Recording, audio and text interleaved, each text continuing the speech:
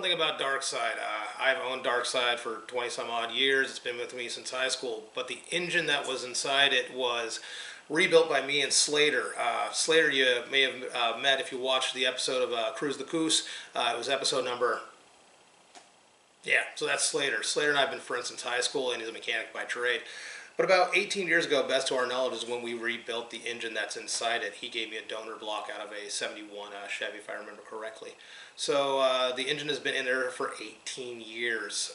Flash forward to 2024, I'm driving to go do a date with my partner, and all of a sudden the engine starts getting loud. I don't know what the hell's going on. I pull over on the side of the freeway, did my best to diagnose things, middle of frickin' nowhere, right? Eventually limped it home, and giant puddle of oil, and I'm like, oh shit. Like, I thought rear main seal had blown. I was losing oil pressure, things like that. Now the rear main seal is a pain in the ass to do on that thing. So I took it down to a mechanic, and I'm like, you guys got a hoist, jack that sucker up, separate the engine, do all that stuff.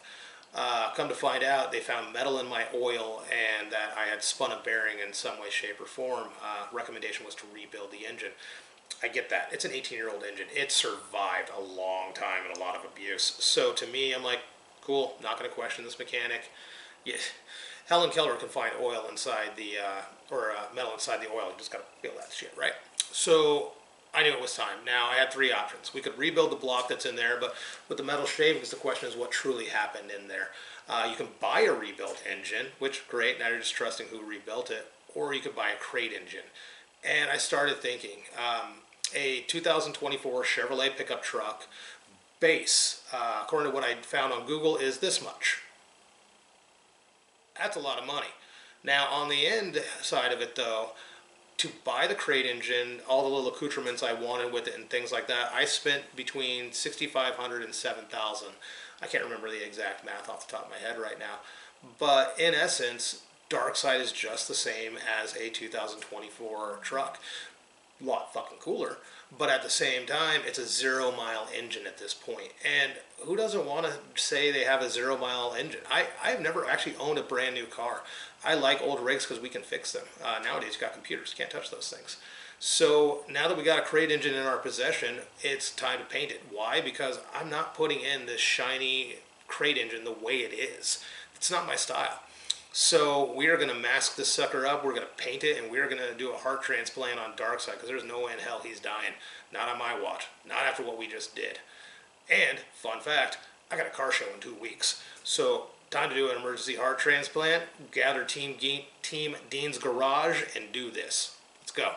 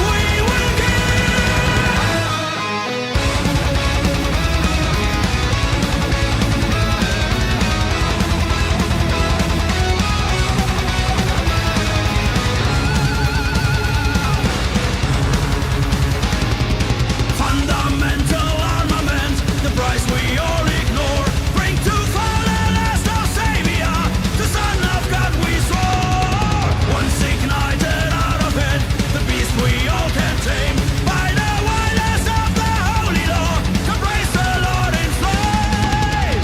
Rex Patrum in Celis, Peccata Mundi Delis, Rex Patrum Ignis Imperia. And we bring fire, sing fire, scream fire and forgive, forgive in the liar, but fire we live. We bring fire, sing fire, scream fire and forgive, the last of the blood we will give.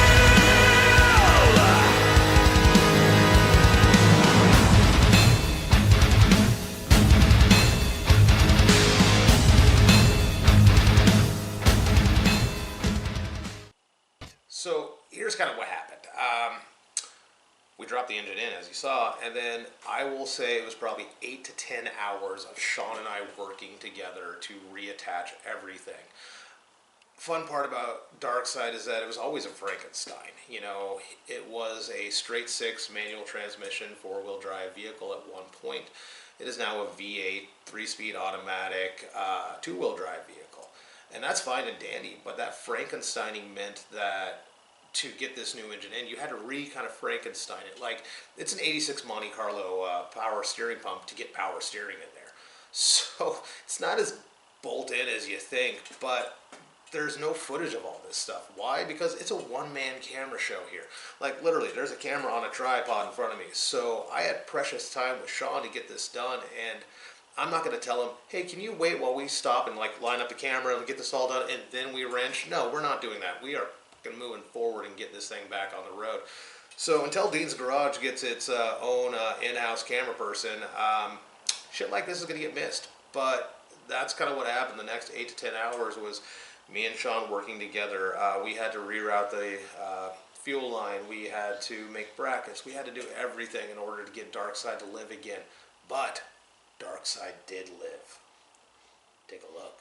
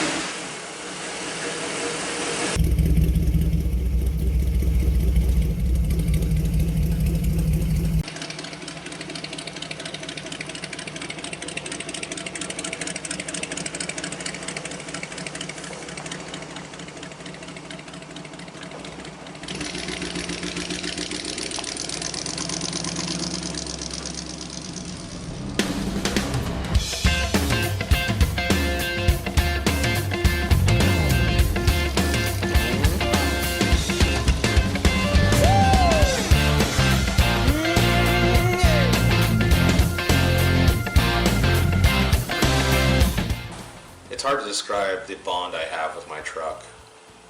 I can drive anything you put me behind the wheel of, but there's something about being behind the wheel of that specific vehicle that is different. Whether he was Cookie when I bought him or Darkside now, that truck and I belong together. Our souls are intertwined. That is my soul on four wheels. I have put my blood, sweat, and tears into this vehicle ever since I've ever owned it. And it is mine and I am its. Now, Darkside has a new heart. I've never once owned a vehicle with 0 miles on it and never thought I would, but now I do.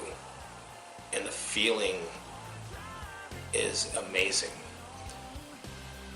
The fact that I have a vehicle hand-built by myself and my friends and family, and a new engine installed by those same wonderful people in my life, I feel like the richest man in the world.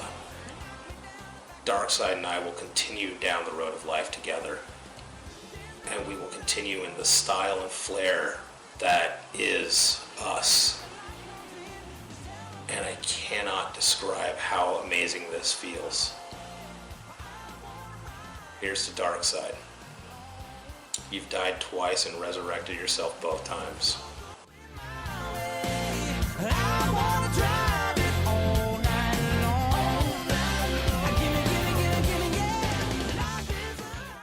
You've got